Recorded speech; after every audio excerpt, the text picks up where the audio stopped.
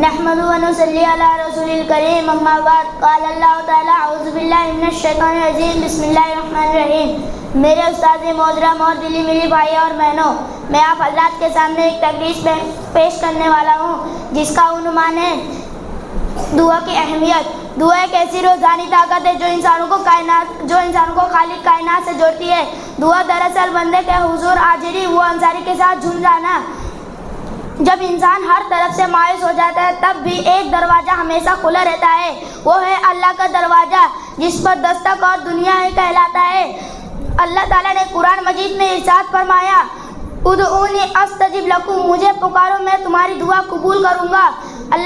اور نبی کریم صلی اللہ علیہ وسلم نے فرمایا دعا عبادت کا مغز ہے۔ یہ دونوں ارشادات اس حقیقت کو ویسے ہی کرتے ہیں کہ دعا صرف مانگنے کا عمل نہیں بلکہ عبادت کا سب سے اعلیٰ درجہ ہے۔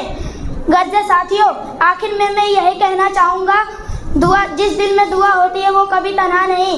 اللہ تعالیٰ ہمیں سچے خالص اور ان پر دعا مانگنے اور ان پر یقین رکھنے کی توفیق عطا فرمائے، آمین۔ السلام علیکم ورحمۃ اللہ وبرکاتہ۔